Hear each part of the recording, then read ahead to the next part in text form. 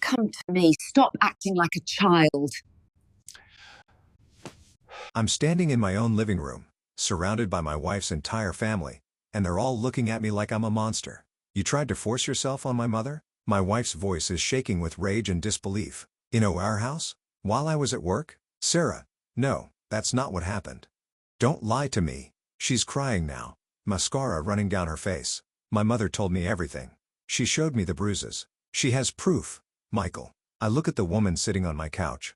Victoria Sterling, my mother-in-law. She's 48 years old, perfectly styled blonde hair, designer clothes, fake tears streaming down her face as she clutches her daughter's hand. And she's looking at me with the slightest hint of a smile. I trusted you, Sarah sobs. I brought you into this family. And you attacked my mother? I didn't touch her. Sarah, you have to believe me. She's lying. Why would my mother lie about something like this? Why? I don't have an answer. Because the truth, the real truth about what Victoria tried to do to me, what she's been trying to do for months, is so twisted, so calculated, so evil that no one would believe it, especially not my wife. My name is Michael Chen. I'm 32 years old. I've been married to the love of my life for 3 years, and my mother-in-law has been trying to destroy me from the moment I said I do. This is the story of how she seduced me, framed me, and nearly took everything from me, and how I fought back. If you want to see justice served, hit that subscribe button right now. Turn on notifications because this story has more twists than you can imagine. Drop a comment telling me what city you're watching from. I want to know how far this reaches. And family, do not click away, because what you're about to hear will shock you to your core. Let me take you back to the beginning, so you understand how we got here. I met Sarah Sterling 3.5 years ago at a tech conference in San Francisco. She was presenting on digital marketing strategies. I was there representing my startup, a cybersecurity firm I'd built from scratch. She was brilliant, confident, beautiful. We talked for hours after her presentation. She gave me her number. 6 months later, I proposed. The wedding was perfect. Small, intimate, exactly what we both wanted. And that's when I really met Victoria Sterling. Sarah's father had died when she was 15, heart attack, sudden, tragic. Victoria had raised Sarah alone, working as a real estate agent, building a successful career, putting Sarah through private school and college. My mother sacrificed everything for me. Sarah told me before the wedding. She's my best friend. I know some guys have mother-in-law issues, but you'll love her. She's amazing. At the wedding, Victoria gave a speech that had everyone in tears. Sarah is my world, she said, looking directly at me. And Michael, you're taking her from me. But I know you'll take care of her. Because if you don't, she paused for dramatic effect. You'll have to answer to me. Everyone laughed. I laughed. I shouldn't have laughed. The first few months of marriage were blissful. Sarah and I bought a house in Oakland. A beautiful 3-bedroom with a view of the bay. We were building our life together. Victoria visited often. Too often, in retrospect. I just want to help you two settle in, she'd say, showing up with groceries, offering to cook dinner, staying late into the evening. Sarah loved it. I'm so lucky to have a mom who cares this much. I noticed things though.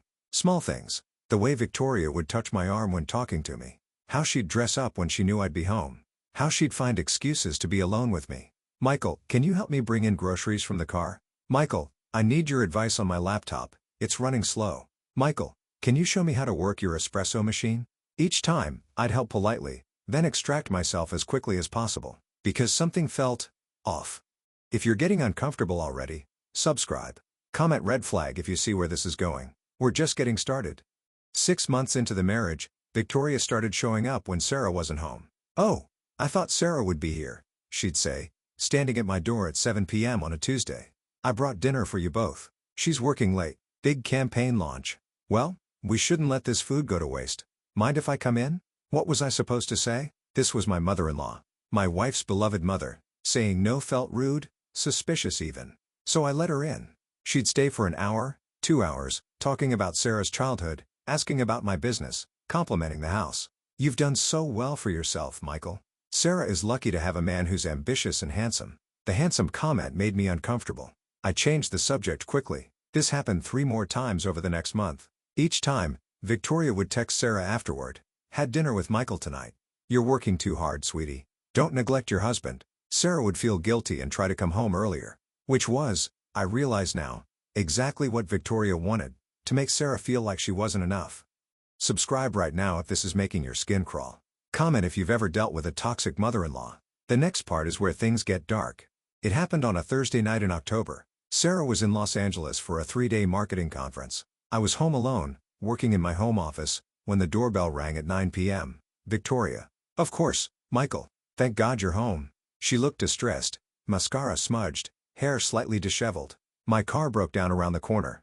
The engine just died. Can you help me? Have you called AAA? My phone died. Can I use yours? I handed her my phone. She made the call, then sighed dramatically. They said it'll be 2 hours. I can't wait in the dark. Can I wait here? Again, what was I supposed to say? No. Wait in your dead car? Of course. Come in. She settled on the couch. I offered her water. Went back to my office to work. 20 minutes later, she appeared in my doorway. She'd changed. Her modest blouse was now partially unbuttoned. Her hair was down. She was wearing different perfume. Something heavy and floral. Michael, can I talk to you about something? Sure. I stayed seated at my desk, maintaining distance. She walked closer. Sat on the edge of my desk. Too close. I've been thinking about something for a while now. About you and Sarah too, okay? Sarah works so much. She's always stressed, always tired. And you're home alone a lot. That must be hard. We're both building our careers. It's fine. Is it? She leaned forward. Because I see how you look sometimes, Michael. Lonely, unfulfilled. My blood went cold. Victoria, I think maybe. I was young once too. I know what it's like to be in a marriage where your needs aren't being met. My needs are fine. Sarah and I are fine. Are you? Her hand moved to my arm. Because I think you deserve more attention. More appreciation. I stood up abruptly, stepping back. Victoria, this conversation is inappropriate. Inappropriate? She smiled. I'm just talking, Michael. No, you're not. You need to leave. Her face changed. The soft, seductive expression vanished, replaced by something cold and calculating. I'm trying to help you. To help my daughter. But if you're going to be rude, AAA should be here soon. I'll walk you out. I practically escorted her to the door. She left without another word. I stood in the entryway for 10 minutes after she left, my heart pounding, my mind racing. What the hell just happened? Should I tell Sarah? But tell her what? That her mother hit on me? It would sound insane. Paranoid. Like I was trying to drive a wedge between them. So I said nothing. Tell Sarah if you think he should have said something. Subscribe because this gets so much worse. After that night, I avoided Victoria. Made excuses when she wanted to visit. Left the house when she showed up unexpectedly. But she was relentless. She started texting me directly. Messages that seemed innocent on the surface but felt loaded. Thinking about you, Michael. Hope you're not lonely with Sarah gone so much. Saw this shirt and thought it would look good on you. Can I drop it off? Remember that conversation we had? I'd love to finish it sometime. I deleted the messages immediately. Didn't respond. Then she escalated. One Saturday, Sarah and I were having a small dinner party. Victoria insisted on coming early to help set up. Sarah was in the kitchen preparing appetizers. I was in the living room arranging furniture. Victoria came up behind me. Need help? She whispered, so close I could feel her breath on my neck. I stepped away. No, I'm good. You sure? She ran her finger down my arm. You look tense. I grabbed her wrist. Not hard, just firm. Stop. This needs to stop. She pulled away, eyes wide. Michael, you're hurting me. Sarah rushed in from the kitchen. What's going on? Nothing, I said quickly. Just a misunderstanding. Victoria rubbed her wrist, tears forming in her eyes. I was just trying to help and Michael grabbed me. I don't know what I did wrong. I didn't grab her. I stopped. Because how could I finish that sentence? She was touching me inappropriately? It would sound ridiculous. Sarah looked between us, confused. Mom, are you okay? I'm fine, sweetie. Maybe I'm in the way. I'll go. No, Mom, stay. Please. Sarah shot me a look. An accusatory look. Victoria stayed. Played the wounded victim all night. And I looked like the bad guy. Subscribe now. Comment she's crazy if you see the manipulation. This is about to explode. 2 weeks later, I got home from work at 5 p.m. Sarah was supposed to be home at 6. Victoria's car was in the driveway. Every alarm bell in my head went off.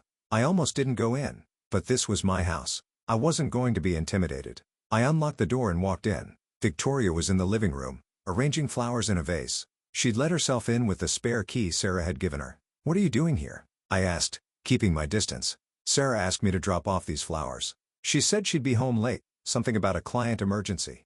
Fine. You can go now. So hostile, Michael. She set down the vase and walked toward me. Why do you hate me so much? I don't hate you. But your behavior is inappropriate and you know it. My behavior? She laughed. I've been nothing but kind to you. Welcoming. Supportive. And you've been cold and rude. Why is that? You know why. Do I? She took another step closer. Or are you projecting something? Some fantasy you have about me? What? No. Because that would explain a lot. The way you look at me. The tension. The grabbing. I never. You did. At the dinner party. Sarah saw it. Because you were touching me. I was helping you move furniture. And you grabbed my wrist so hard you left a bruise. Look. She pulled up her sleeve. There was a bruise on her wrist. Dark purple. Painful looking. But I hadn't grabbed her that hard. There's no way I'd left a mark like that. Unless she made it herself. You bruised yourself, I said slowly. The horror of realization dawning. You're framing me. That's a serious accusation, Michael. Her smile was pure poison. Who's going to believe that? A respected real estate agent, a beloved mother, bruising herself to frame her son-in-law? Or the more obvious explanation, that you're attracted to me and angry that I won't reciprocate? Sarah will believe me. Will she? Victoria pulled out her phone. Because I've been documenting everything. The times you've been alone with me. The conversations. The looks. I have texts I could show her. Texts you sent me. I never texted you. Are you sure about that? She held up her phone. On the screen was a text thread. My number. Saying things I'd never said. I can't stop thinking about you. Sarah doesn't understand me like you do. When can we be alone again? My stomach dropped. Those are fake. I never sent those. They're from your number. Timestamped. Saved. Sarah will believe what she sees. You're insane. I'm strategic. She stepped closer, her voice dropping to a whisper. Here's what's going to happen, Michael. You're going to be nice to me. You're going to give me attention when I want it.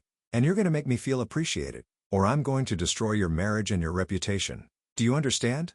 I was shaking with rage and fear. Why are you doing this? Because you took my daughter from me. You made her choose you over me. And I don't accept that. So either you give me what I want, or I take everything from you. Get out of my house. Gladly. But think about what I said, Michael. Think very carefully. She left, and I stood in my living room, feeling like the walls were closing in. She had fake texts, bruises she'd given herself, a pattern of behavior she'd been documenting. And I had nothing. No proof. No evidence. Just my word against hers. Who would Sarah believe? Her loving mother? Or her husband with no explanation? Hit subscribe if your heart is racing. Comment evidence if you know what Michael needs. This is the turning point. I didn't tell Sarah about the confrontation. Not yet. Because Victoria was right. Without proof, I'd look paranoid or worse, guilty. I needed evidence. The next morning, I ordered hidden cameras. Small ones that look like phone chargers, smoke detectors, picture frames. I installed them throughout the house, focusing on common areas. Then I changed my phone password and enabled two-factor authentication on everything. If Victoria was spoofing texts from my number, I needed to protect my accounts. I also started keeping a journal. Every interaction with Victoria, timestamped, detailed. Building my own paper trail. 2 days later, Victoria texted, Sarah says you've been distant. Is something wrong? Want to talk about it? I didn't respond. She texted again, Michael, we need to clear the air. I'm coming by tomorrow while Sarah's at work. Be home. This was it. The opportunity I needed. I made sure every camera was working, positioned, ready. Subscribe right now because what gets caught on camera will shock you. Comment what you think happens. Don't miss this. Victoria arrived at 2 p.m., wearing a dress that was far too revealing for a casual visit. She let herself in with her key. I was in the kitchen, making coffee, every camera recording. Michael, she purred, setting her purse on the counter. I'm glad you're here. We need to talk. About what? About us. About this tension. About what you want. I want you to leave my wife and me alone. She laughed. Still playing hard to get? Fine. Let me make this simpler. She walked toward me. I stepped back, putting the kitchen island between us. Victoria, don't. Don't what? She came around the island. Don't tell you how I really feel? Don't admit that I think about you? That I know you think about me too? I don't, liar. She grabbed my shirt, pulling me toward her. I see how you look at me, Michael. Like you want me. Like you wish Sarah was more like me. I grabbed her wrists, gently but firmly, and pushed her back. Stop. I'm married to your daughter. This is insane. Is it? Her voice turned cold. Or is this exactly what you wanted? Me, here, in your house, making the first move so you can pretend you're innocent? Get out. Make me. She moved closer again, and this time she grabbed my face and tried to kiss me.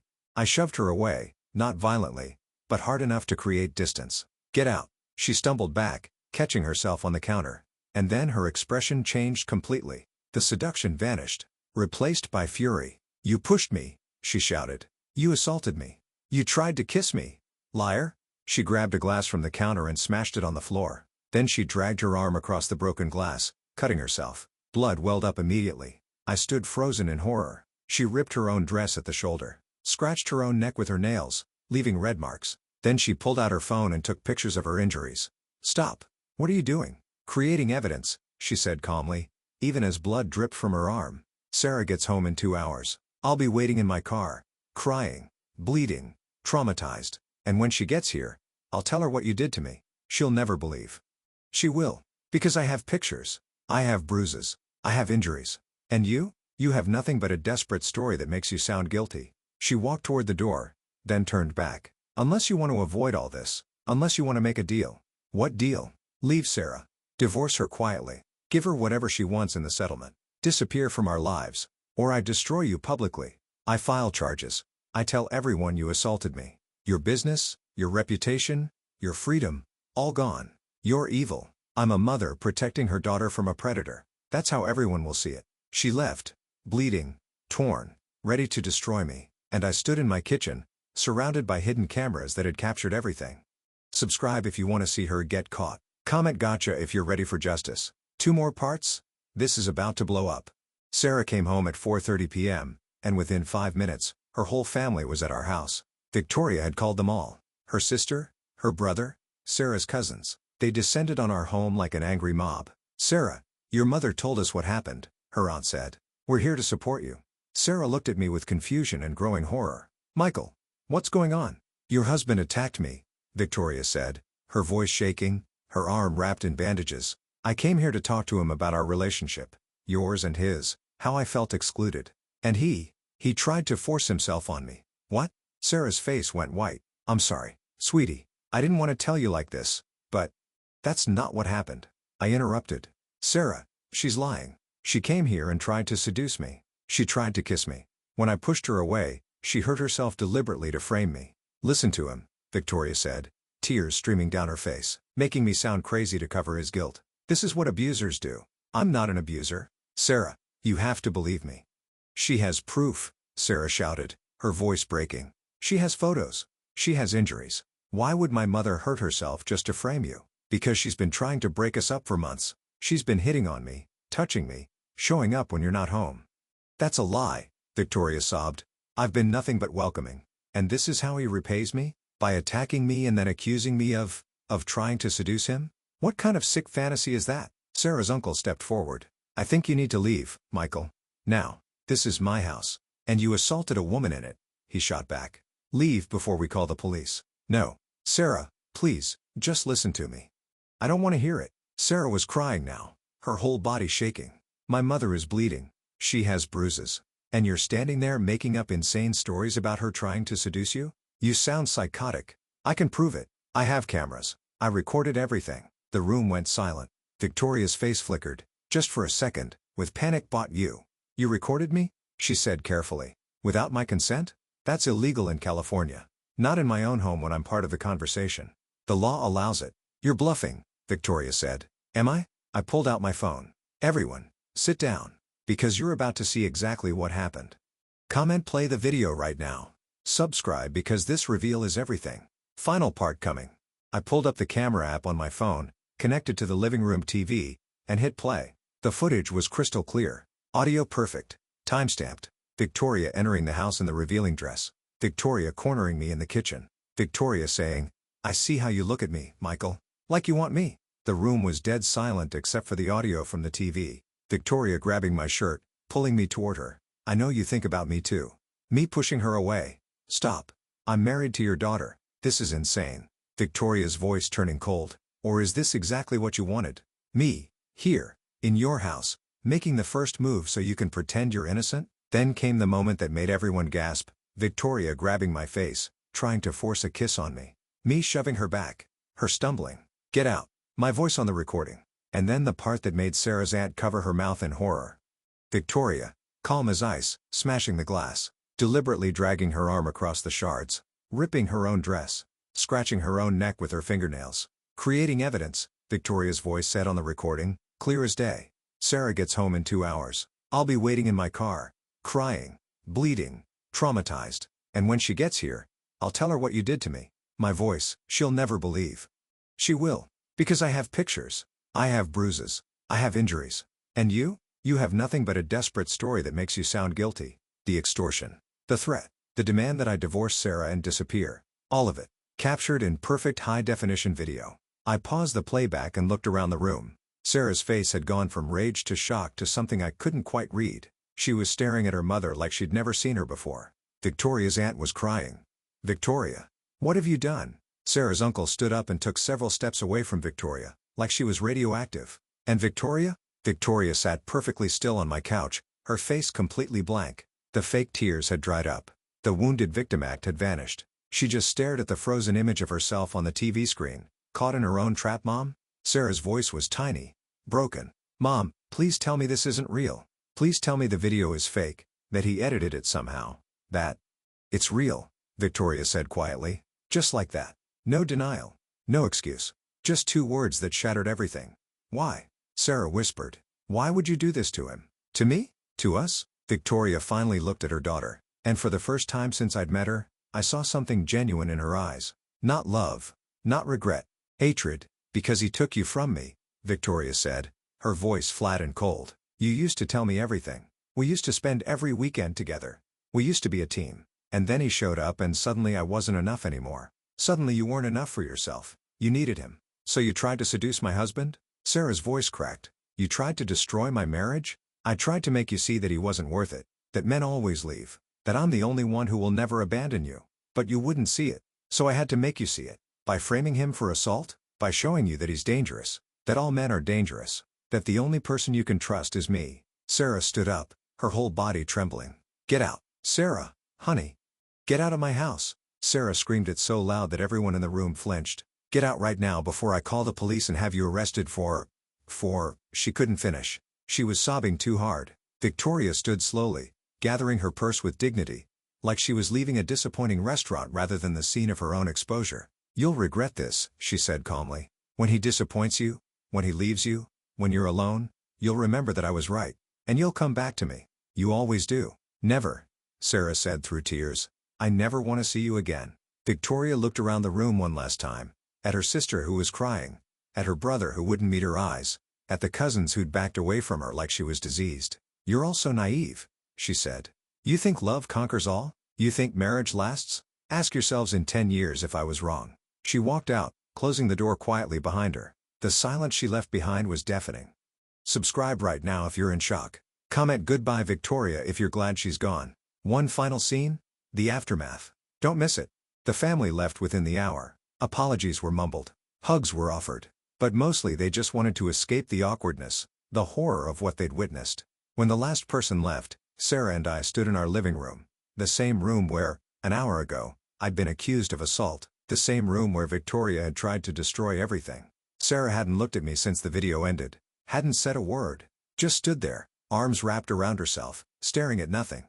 "Sarah," I said gently. "Are you?" "Don't." Her voice was hoarse from crying. "Don't ask if I'm okay. I'm not okay. I'm never going to be okay. I know. I'm sorry." "You have nothing to be sorry for." She finally looked at me, and the pain in her eyes broke my heart. "You were the victim here. You were the one being harassed and manipulated and..." Her voice broke again. "And I didn't believe you. When you tried to tell me, I didn't believe you. You didn't know. How could you have known? I should have seen it. The way she always showed up when I wasn't home. The way she talked about you. The way she made everything about her, even our marriage. I should have protected you from her. Sarah, she's your mother. You couldn't have known she was capable of this. But I should have." She was crying again. The kind of crying that comes from somewhere deep and broken. "I should have chosen you. Instead, I let her come between us. I let her make you feel unsafe in your own home. What kind of wife does that make me?" I crossed the room and pulled her into my arms. She resisted for a second, then collapsed against me, sobbing into my chest. "The kind who loves her mother," I said. "The kind who wants to believe the best in people. The kind who's been manipulated by someone she trusted her whole life. None of this is your fault. I told you to leave. I believed her over you. I looked at you like you were a monster. Because she's very good at what she does. She's been doing it your whole life, Sarah. Making you doubt yourself. Making you dependent on her. Making sure no one else could ever be as important to you as she is." Sarah pulled back, wiping her eyes. "I need to call Dr. Morrison." "Your therapist?" "Yeah. Because I'm realizing, God, Michael, I'm realizing so many things right now. The way she isolated me from my friends in high school. The way she sabotaged my relationship with my college boyfriend. The way she made me feel guilty every time I chose anything over her. This isn't the first time she's done something like this. It's just the first time she got caught. She grabbed her phone with shaking hands. I need help. Professional help. Because I don't even know who I am without her voice in my head telling me what to think, what to feel, what to do. I'll be here, I said. Whatever you need. Therapy, space, time, whatever helps you heal from this. What if I can't heal? What if she damaged me too much? What if I'm... You're not damaged. You're hurt. There's a difference. And hurt people can heal. I took her hands. We'll heal together. She nodded, tears still streaming down her face. Then she looked up at me with an expression I hadn't seen in months. Clear, certain, free. Thank you for not giving up on us. Thank you for not believing her when she said I'd choose her over you. Thank you for protecting yourself with those cameras even though it must have felt crazy and paranoid. I love you, Sarah. I'd do anything to protect our marriage. I love you too, and I'm so sorry she made you prove it. We spent the next few hours talking. Really talking. About everything Victoria had done over the years. About the signs Sarah had missed or ignored. About how to move forward. I'm blocking her number, Sarah said. Blocking her on everything. Changing the locks tomorrow in case she made copies of her key. And I'm filing a restraining order. Are you sure? She's still your mother. She stopped being my mother the moment she tried to destroy you to keep control of me. A real mother wants her daughter to be happy. She wants her to have a healthy marriage and a full life. She doesn't. Sarah's voice broke. She doesn't seduce her son-in-law and frame him for assault. What about charges? For what she did? Sarah was quiet for a moment. I want to. God, I want to report her, press charges, make her face consequences, but she's a real estate agent. She has clients, a reputation. If this goes public, it destroys her career. And part of me, the part that still remembers her reading me bedtime stories and helping me with homework and being there after Dad died, that part still doesn't want to hurt her. That's your choice. I'll support whatever you decide. Maybe the restraining order is enough. Maybe knowing we have the video, that we have proof, that if she ever comes near us again we'll use it. Maybe that's punishment enough. Let her live with what she did. Let her lose her daughter. That's worse than jail for someone like her. I nodded. Okay, but if she violates the restraining order, we go to the police immediately. Agreed. 3 days later, Sarah and I stood at the courthouse, filing for a restraining order. The clerk processed the paperwork efficiently, barely looking up until Sarah mentioned why we needed it. Your mother tried to frame your husband for assault? The clerk's eyes went wide. Yes, and we have video evidence. Jesus. Okay, this should go through quickly. No judge is going to deny this. Sarah squeezed my hand. Good. As we left the courthouse, Sarah's phone buzzed. A text from an unknown number. You'll regret this. When he leaves you, don't come crying to me. You chose him. Now live with it. Sarah showed me the screen.